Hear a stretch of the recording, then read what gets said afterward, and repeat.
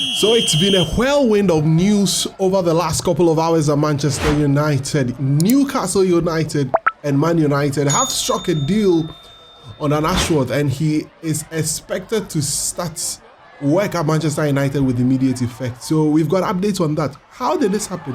Why did this happen? I'll be feeding you a lot more information on this particular news on United today. Also, there are also concrete transfer news. Some transfer moves really happening. Some things are really happening on the transfer front for Manchester United. I've got news on that for you as well. We have also launched our kit for the 2024-2025 season. I'll be giving you a glimpse of it and some few videos to show you exactly how the kit looks like. And also, we will be ending with the Euros. Update from the Euros. Some United players have exited and won't be in action for the next couple of games. As a result of that, we'll be going home to rest and then preparing for pre-season and then be joining the team at Manchester United. I've got all of this for you here on United Today. Please remember to hit the subscribe button if this is the first time you're watching us on this channel. If you've been watching us and you've not subscribed to, please remember to do. At United Today, we give you all the updates here on the news that's making rounds around the club. Remember, if you've not watched the latest edition of our podcast, please, I'll leave the link below in the description so you can go and enjoy it. It was a very insightful discussion. And this week, the guys will be on to will be discussing a lot more issues on the United and Everything Football podcast as well. Let me make a quick turnaround. When I come back, all the news here on United Today.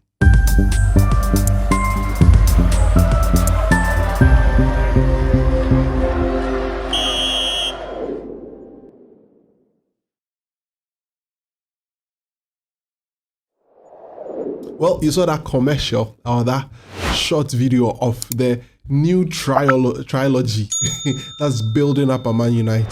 Kobbie Mainoo, Rasmus Højlund, and Alejandro Garnacho, the young players that the club seeks to build our football around and all of that. So please remember, I will share a lot more details on the kits, but that's just a sneak preview of the kits and how it's looking like. So let me get straight to action. So after 4 months of gardening leave, Dan Ashworth can officially start work at Manchester United. The man has really gone through it. Over the last couple of months, he's tried every attempt, including Man United, to get Dan Ashworth to commence work as the director of football, replacing John Mertog, who resigned from the position somewhere in the month of April. So, according to David Onston, in fact, the news broke last night from Rob Dawson of the ESPN, and just this morning, the ever-reliable David Onston reported that United have agreed a deal with Newcastle United so that Dan Ashworth can officially commence his work as the director of football of the club. Now, this moves... the move was delayed by both clubs, and it was as a result of what you know. Newcastle were demanding 20 million, and United said, no way are we paying that to you. There is no way we are paying 20 million pounds to you so you can release the sporting director for us, for him to work. However, after a lot of deliberations, there has been a compromise, and as a result of that, Dan Ashworth will be commencing work as director of football at Manchester United with immediate effect. So he's going to start work. And so what is Dan Ashworth expected to do? Well, he's going to take overall responsibility of football performance, recruitment, and all football operations at Man United. And he will be reporting to Sir David Brailsford. He'll be reporting to Sir David Brailsford. And then Jason Wilcox, who has also been appointed the technical director, will be reporting to Dan Ashworth. So that's how things are going to work. Newcastle had to make a compromise at some point because it had to go or factor into their PSR calculation, which ended last night.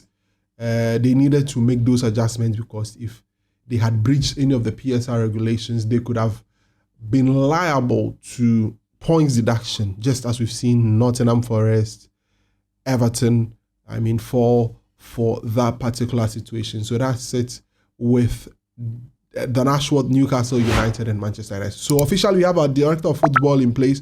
He's going to start work very soon, as soon as possible. how ironic that Dan Ashworth, who we thought would have been on gardening leave for a very long time, is going to start work. And Omar Barada has just 2 weeks more to complete his gardening leave. We all felt that Barada would be the next man at the door. We never saw an end in sight with this particular situation with Dan Ashworth. But hey, everything has been resolved. He's going to start work very soon for Manchester United. So that's it with the director of football situation. So we now have all the 3 people around now. We have Omar Barada, we have Dan Ashworth, we have Jason Wilcox, that Sir Jim Ratcliffe talked about already. We have David Brailsford also taking charge of everything that has to do with the sports, or he's on the board with Jean-Claude Blanc as part of the board, and the owner Sir Jim Ratcliffe also on one side, as you can see from what I've projected here. So that's it with regards to Dan Ashworth. Let's do a bit of transfers. Now, Sam, if you've not watched our podcast, go and watch it, because we had a very good discussion on Matthijs de Ligt. As at the time we're recording the podcast, news had just broke that United had begun concrete negotiations with the representatives of Matthijs de Ligt. And although club-to-club conversations had not happened, negotiations with the players' camp had begun. This morning, according to The Telegraph of a Dutch newspaper in the Netherlands, the writer is reporting that United have made a contract proposal of 5 years to Matthijs de Ligt.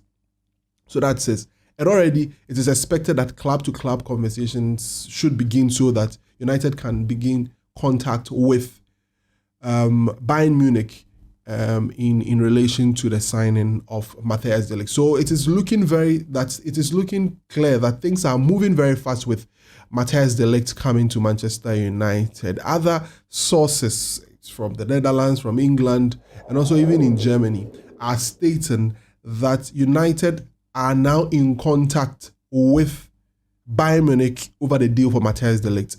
Bayern wouldn't mind selling de Ligt. De Ligt doesn't mind coming to United. As I have just stated, the player is in talks with our officials. And he's represented by Rafaela Pimenta. Pimenta worked for Mino Raiola, the late Mino Raiola, and now he has taken charge of all the clients. She has taken charge of all the clients for Mino Raiola. So he's the person who was at the helm of affairs for de Ligt to be transferred from Juventus to Bayern Munich, and now de Ligt will be coming to Manchester United. As things stand, it looks as if everything is moving in the right direction with regards to this deal. So it's a 5-year contract that has been proposed. Discussions are ongoing. As it stands now, it is expected that United would find a way to agree a deal with Bayern Munich. And it's being looked at between 50 million euros, something around that region, for Matthijs de Ligt to come to Manchester United. So the club-to-club conversations are ongoing. So if we get wind of any information, we'll bring it to you here on United Today and also on the podcast, so you'll be discussing it. So that's it with Matthijs de Ligt. Take note that the pursuit of de Ligt is independent of the pursuit of Jared Brantwaite. It is not because we are having been able to reach an agreement with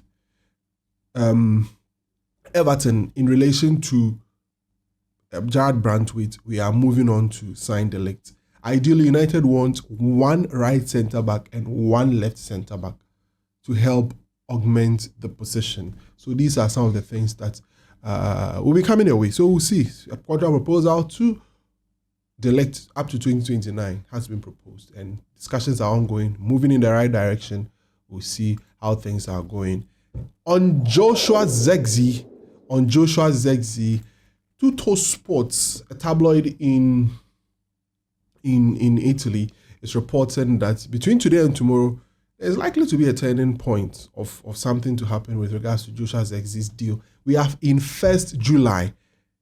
So what it means is that Joshua Zirkzee's release clause has come into effect 1st July. I told you in my last previous my previous update what I gave to you. So Zirkzee's release clause has come into effect. If United is able to complete negotiations with Zirkzee's camp, the agent of Zexi, Kia Jerop-Chan, if all this is to come to fruition, we will just go in and then trigger the clause at Bologna, and then Joshua Zexi will be our player. So it looks like a lot will be happening this week, because remember, there is Eric Ten Hag contract situation to be determined, which is likely to be signed in the course of this week, or because a week today the players are returning to work. Eric Ten Hag and the team and the players, the non-international stars, will be returning to work. So expect a lot more news this week. A lot of news will be coming this week on Eric Ten Hag, the new assistant coach. A lot of clarifications will be coming. So more breaking news stories, and we'll be here to present to you here on United and Everything Football channel. Please remember to hit the subscribe button if you've not done that, and remember to hit the notification bell. Still on transfers, the Uruguayan press are also reporting that positive talks are ongoing with United and Manuel Ugarte. Last week I broke that news to you as well, that Ugarte and Man United have been in contact with Ugarte's camp as well as PSG. We've seen that these are players that are available on the market, and United would want to do business. All these players rank in a certain age category between less than 25 years. De Ligt, as I spoke to you about, you might think he's around 28 or something, but De Ligt is just 24 years. Ugarte is 23. So you could see where the transfer policy is going. It's just signing a lot more young players who are a bit more established, so that they can come in and fit in, so that they can grow and develop with the team. So that's the level that United is trying to get to at this moment. So we'll see how all of these things go. So that's it with United news. But sorry, I'm not done. The jerseys have been launched. Very, very beautiful kits from Adidas. As you can see me rolling these jerseys on there, you can see some of the players donning the jersey. You know what? Listen to this. Let's watch this video as was done when the players were doing the photo shoot of the jersey. You could hear from Luke Shaw. You could hear from Licha Martinez, and the female team. You'd see some of the female team players also talking about it. So let's watch this video. I actually can't lie though, this is probably my favourite home kit. Wow, it's beautiful. Yeah, that's cool, that. It's just classy, isn't it? I think this is the one that impresses me the most. Different, I like it. What's caught my eyes, orange is next to the shorts. It's actually really, really nice. Yeah, I really like it. Oh, it feels nice. Oh, I like that. Standard home kit, which we all love. This is where we'll play the most in, and hopefully. Well, so that was it. That was Millie Turner and a few more other players looking at the jersey and giving their own review of the jersey. Very, very beautiful jersey. Hope you get yours when it comes out. That's what we'll be wearing for the 2024-2025 football season. All right, so please take note of that. Let's quickly do some Euros. What is happening in the European Championship? Let's switch attention to the European Championship. So what is really happening? The first round of 16 games have been happening. On Saturday, there was Switzerland versus Italy. Switzerland winning that game and progressing to the next stage of the competition. Host nation Germany beats Denmark in that competition, packing us, and they ended up sending away some 2 United players who are coming back home. One of the players was Rasmus Højlund. Right after the game, he was asked a few questions about Eric Ten Hag, Man United, and a few things. Let's listen to Rasmus Højlund and what he had to say.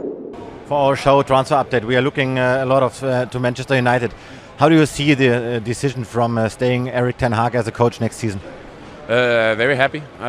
He's a very good coach, and I love to work with him this year. And yeah, looking forward for many more next year. What's your personal ambition in your second season for Manchester United? I don't know. Become even better and score even more goals, and hopefully we can win another trophy. Last question, Rasmus. Matthijs de Ligt, our exclusive news, is in contact with Manchester United. Would you love to see him playing with you next year? That has nothing to do with me. I can't answer that question, but he's a good defender. So that's Rasmus Højlund there, giving his own account of things, especially around the club Manchester United. But Denmark are out of the competition. And then on Sunday, England were in action against Slovakia. Now, up until the last 2 minutes, England were almost out of the competition until a very beautiful goal there, scored by Jude Bellingham to draw level for England. And in the first half of the extra time, Harry Kane made it 2-1, seeing that England qualifies. Our player Kobbie Mainoo was in there, starting that game, played absolutely well, got a lot of reviews from ex-players, from Roy Keane to Frank Lampard to Gary Neville, all of these players saying some very, very good stuff about Kobbie Mainoo and the kind of football he played. What a wonderful game he had. And so England qualifying there. Spain were also in action. They beat Georgia by 4-1. Georgia drew the first blood, but they couldn't complete the job. Spain came, equalized before halftime, and then in the second half, they added 3 goals, making it 3-1, a 4-1 in that game. So a lot more games will be happening today and then tomorrow. But this is how things are shaping up in terms of the fixtures, the parents. So England will be coming up against Switzerland, and then Spain, Germany in the quarterfinal. Mouth-watering games. I'm sure you are very much prepared to see how this thing is going to play out. So that's it with the Euro update here on United Everything Football. United Today. Thanks very much for joining me. My name is Kwame. Please remember to hit the subscribe button. Please remember to like the videos and also share with your friends. You can leave a comment with us as well. We'll see you on the next one. And then in the course of the week too, the podcast will be on, so you enjoy all that we will have to be discussing with our guest here. See you on the next one. Have a great time. Bye.